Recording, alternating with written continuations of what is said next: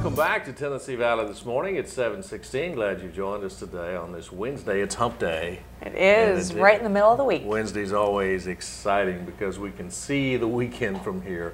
It's always exciting to see Wednesday come. I'm Dan Howell, Alexandra Powell, my co-host, and we have a very interesting guest, and I'm excited to have Coach, I call you Coach, is that all right? That's fine, Dan. Coach Rick Hughes with us today. Rick has changed professions in the last 3 or 4 years.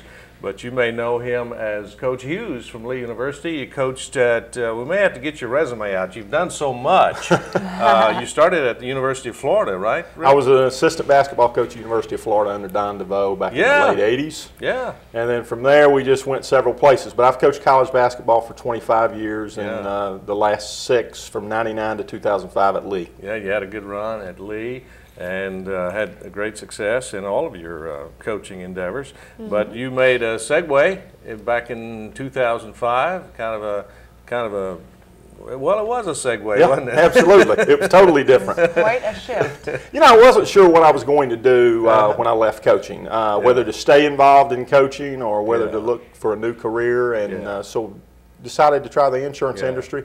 Really have been excited about it. I'm passionate about what I do, the same way I was in coaching. So it's not a job to me, it's a career, it's something we enjoy doing. We're in the business to help people.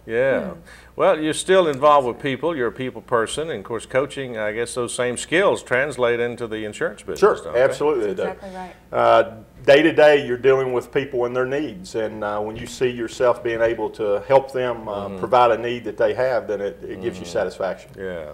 Let's go back just a minute and talk about your coaching career. What were some of the most memorable experiences that you had as a coach? 25 years, that's a lot to pull from. Well, I mean, you know, obviously going to the national tournaments, getting your team to the highest peak that you possibly can, and winning championships, whether they be conference and that sort of thing. But really, you know, having relationships with your players and developing those, and seeing them again go from college students to young men, and some of them now have families and that sort of thing. Yeah. Based on your experience, it seems to me, of course I was not a graduate of Lee, but as an observer of Lee, it seems Lee has been very successful in its basketball programs, both men's and women's, in recruiting good quality players, and they're not what you'd call a top tier, you know, a middle level tier school. How do they accomplish that and maintain the level of competition that I think a lot of it, I mean, has to go back to Dr. Kahn. I mean, he's the type person that wants to be the best in everything he does. So it's not just athletics, academics, music, that sort of thing. So it starts with that. That's your foundation, and then he believes in going out and hiring quality people and sets the standards for what he's looking for. Yeah, well, they've had great success, and I think they've been at the NAIA tournament in Kansas City this past week. They just came back, I understand. Yeah, unfortunately they ended, well, both teams ended their seasons, but they did have a great run. Well, yeah, I mean, just to be able to go to the tournament, a lot of people, a lot of teams don't even make it to the tournament. No, it's hard to get there. It is hard. Competition is very tough. But let's go back and talk about the insurance business now. What made you decide to segue into the insurance business? You know, Dan, it was kind of strange. I needed to upgrade our life insurance, and I sat down with an individual who's local here in Cleveland. At that time, he was in Chattanooga, and we talked and probably spent an hour and a half together. And he said, "Rick, if you ever decide to get out of insurance or out of coaching, I'd like to talk with you." Well, at the time, I had zero interest, but he planted a seed. So as time went on, I started thinking about, you know, if I make the move to get out of coaching, what would I like to do? So obviously, one of the first things I did was go sit down with him, and so we decided to at least try it and see if that would be something I'd want to go in that direction, and obviously we did. Now, what type of insurance do you focus on? Certain specialties like medical insurance, life insurance, health insurance, all of the above? We're primarily doing anything to do with the body, health and life. You know, we deal a lot with seniors. We deal a lot with employee benefits. One thing we're focusing on right now, of course, is Medicare. The other thing, of course, and it's been in the news every day, still in the news, is healthcare reform. What I'd like to do is kind of go over some things that are happening in the healthcare reform. It was mandated, passed March 23rd of 2010. And some people out there believe that all their pre-existing conditions are covered now and that sort of thing, because I don't believe the government did really a good job of explaining when these things were going to go into effect. Someone that has a pre-existing condition that's over the age of 19, those conditions are not going to be covered until January 1 of 2014. Wow. Now, of course, our politicians told us how important it was to get this health care reform passed so that we could take care of America. So 2014 is down the road. Right. But some of the things that are enacted right now, children under the age of 19 have to be covered no matter what the pre-existing condition is. But they have to be on a plan with their parents. There are no more child-only plans. Insurance carriers eliminated those.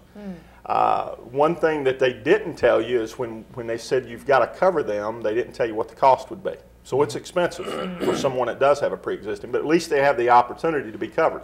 Another thing is children, I say children, but insurance carriers now have to cover them up to the age of 26 on their parents' coverage, whether it be a group plan. And it doesn't matter whether they're in college.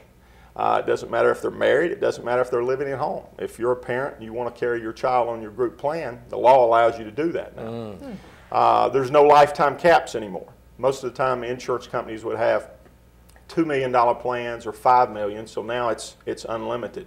I see. So those are three main things that are in place now, and there's some things moving ahead that will take effect in 2013 after the presidential election. One thing for seniors in Medicare is now what they call the donut hole, and most seniors will understand that as far as prescription drug coverage. The law now mandates that 50% discount on their brand name drugs if they get in that donut hole. So that's a big thing, plus the government will give them a $250 rebate if they were to go into that donut hole. Of course, a lot of changes with the what's being called Obamacare, health care reform. But I guess the jury's still out because there's a move in Congress with the new Republican Congress to repeal a lot of that. So the entire thing stays in a state of flux, it seems like, to me. So absolutely, and the way we have to look at it is it's law. So we have to follow the law as it is now. But again, I think the politicians, they got in a hurry. I don't think necessarily they worked together to try to get something that was going to be good for American people. Now, that's my opinion. Of course, a judge in Florida has ruled it unconstitutional, and there's a good chance this thing will go to the Supreme Court. But what we have to do daily is actually follow the law as it is right now and begin to educate people how this is going to affect them. The biggest effect it's going to have, Dan, right now is the cost. That's one thing they did not really say is, yeah, we're going to do all these things, but by the way, you'll find out what the price is later. But you can't have richer benefits. It's like, again, going to a car lot and say you want the car with leather seats and all that, and it's going to be the same price as the car with the cloth seats. It's not feasible. Yeah, it's not feasible at all. It just costs more. Sure. I'm sure that these changes and regulations that come down from Congress probably create a real challenge for you as a small businessman to try to keep up with everything. Case in point, I was yesterday, I mentioned this earlier in the show, went to a meeting yesterday at UTC. Congressman Chuck Fleischman was there, and a lot of the focus was on healthcare reform and the challenges that it places on insurers like Blue Cross and yourself. And a big crowd there. He brought in the chairman of the Small Business Committee in Congress, Chairman Graham was there.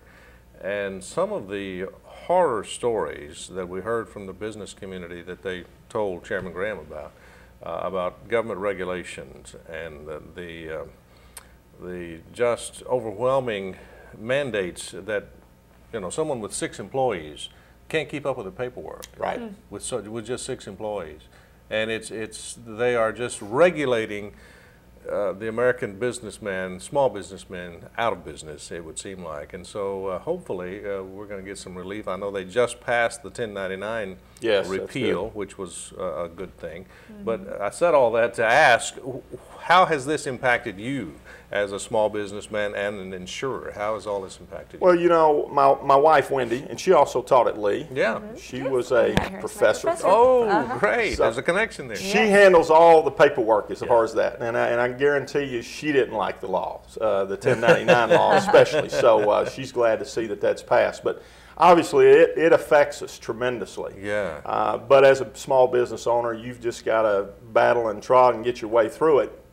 And hopefully the politicians and so forth come around and do what's right for the American businesses. Because one thing we've got to remember, that 80% of small businesses in this country are less than 250 employees.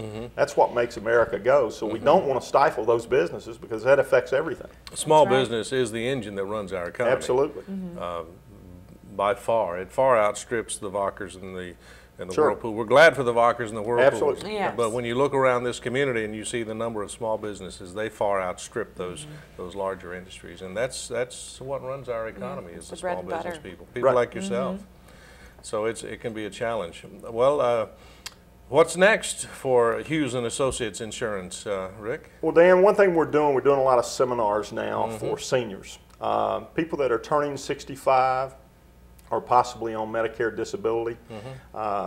One thing that seniors get every day when they go to their mailbox, they get a stack of mail. And they don't understand what it is. So our job at Hughes and Associates is basically to sit down with them at our office or their location and educate them on their options, because they've always been on a group plan or individual plan and they don't know what's going to happen next. So that's our job, and that's what we try to do. We take that serious. We're not in the selling business. We are in the educating business. Maybe that comes from my years of education and my wife's years of education, as far as working in different schools and that sort of thing. Give people the information they need, and they can make an informed decision. That's a good approach. A lot of elderly, when you turn 65, there's this supplemental insurance that you have to, that can be confusing as well. I don't even understand all of that. Well, the thing is, when you sign up for Medicare. Sure, when you turn 65, obviously you're eligible for original Medicare. But a lot of people don't understand Medicare is going to pay for 80% of approved charges. Well, if you go to the hospital and you have a $100,000 bill, you can do the math what 20% is. So it's important, in my opinion, that they get a Medicare supplement, or you can now get Medicare Advantage plans. There are some plans out there that cost $0 a month. A lot of people don't understand why. How could something be $0 a month? Because they've paid in over the years, and Medicare is reimbursing that carrier, Humana, HealthSpring, Blue Cross, whoever it may be, and that carrier, of course, is taking care of their health care. So, as I indicated, we'll be having a seminar coming up here soon. And we'll be getting the word out. We'll get information to you guys, be glad to so promote that as many seniors can come, or people that possibly have parents that are going to be seniors and that sort of thing, that we can educate them and show them basically the options that they do have. Great. That's right. Talking to Rick Hughes. He's the owner of Hughes and Associates Insurance Agency right here in Cleveland. You're on 25th Street, 60 25th Street? Well, we actually, Dan, have just moved here recently. We are at 4160 North Ocoee Street in the Heritage Plaza. Oh yeah, know where it is. So that's where we're at now, and our phone number is 664-4203. Number stayed the same. Call us, and we'll be more glad to try to help you. Very good. Great to have you on the show. They tell us we're out of time. We've got to run. It's 7:30. Great to see you, Alexandra. We'll see you again soon, I hope. Glad you joined us today. Enjoy your Wednesday. We'll see you tomorrow.